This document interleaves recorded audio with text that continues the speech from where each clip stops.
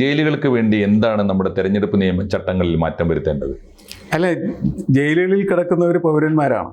ജയിലുകളിൽ എന്തിനാണ് ഇവരെ താമസിപ്പിച്ചിരിക്കുകയെന്ന് ചോദിച്ചാൽ അവർക്ക് മാനസാന്തരം ഉണ്ടാകുന്നതിനും മാറ്റം വരുന്നതിനും വേണ്ടിയിട്ടാണ്. അവർ പൗരന്മാരല്ല എന്ന് ഭരണകൂടം ഇതുവരെയായിട്ട് നിർവചിച്ചിട്ടില്ല. അപ്പോൾ അവർ സിറ്റിസൺസാണ്, പൗരന്മാരാണ്. പൗരന്മാർക്ക് വോട്ടെന്ന് പറയുന്നവരുടെ മൗലികാവകാശത്തിൻ്റെ ഭാഗമാണ്.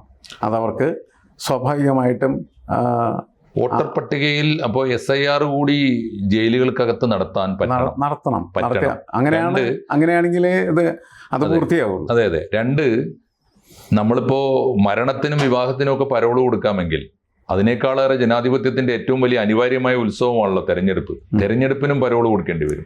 ഒന്നില്ലെങ്കിൽ പരോള് കൊടുക്കണം, അല്ലെങ്കിൽ അതിനകത്ത് ജയിലിനകത്ത് നിന്ന് വോട്ട് ചെയ്യാനുള്ള സംവിധാനം ഉണ്ടാകും. പരോള് കൊടുക്കണം നമുക്ക് നിർബന്ധമൊന്നുമില്ല. എല്ലാവരും കൂടി ഒരേ ദിവസം പുറത്തിറങ്ങിയാൽ അപ്പോൾ അവർക്ക് അവിടെ വോട്ട് ചെയ്യാനുള്ള ഇപ്പോൾ തപാൽ വോട്ട് ചെയ്യുന്ന പോലെയുള്ള സംവിധാനം ചെയ്യാം. പോസ്റ്റൽ വോട്ട് കൊടുക്കാമല്ലോ. പോസ്റ്റൽ വോട്ടായിരിക്കും നല്ലത്. കാരണം ജയിലിൽ കിടക്കുന്ന പല ജില്ലകളിലും പല ഗ്രാമങ്ങളിലും ഒക്കെ ഉള്ള ആളുകളാകുമല്ലോ.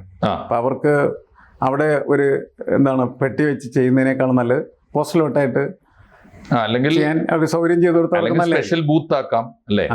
സ്പെഷ്യൽ ബൂത്ത് ആക്കിയുള്ള പ്രശ്നമേ അത് പ്രായോഗികമായിട്ട് കുറേ കൂടി ബുദ്ധിമുട്ടായിരിക്കും സ്പെഷ്യൽ ബൂത്ത് ആക്കിയ. കാരണം ചിലപ്പോൾ 10,000 പേർക്ക് വേണ്ടി കുറേയും ബൂത്തുകൾ വേണ്ടി വരില്ല ഒരു ജയിലിനകത്ത്. അതിനേക്കാൾ നല്ലത് പോസ്റ്റൽ ബാലറ്റ് എന്ന് പറഞ്ഞത് ഇപ്പോഴും നടത്തപ്പെടുന്ന ഒരു പ്രക്രിയയാണ്. ഉദ്യോഗസ്ഥർക്കും അതേപോലെ തന്നെ തെരഞ്ഞെടുപ്പ് ജോലികളിൽ മുഴുകിയിരിക്കുന്നവർക്കും തെരഞ്ഞെടുപ്പിൽ പോയിട്ട് വോട്ട് ചെയ്യാനായിട്ടുള്ള സൗകര്യം അല്ലെങ്കിൽ സമയമില്ല എന്നുള്ള സംവിധാനം, ആ സംവിധാനം ഇവർക്ക് ഏർപ്പെടുത്താം.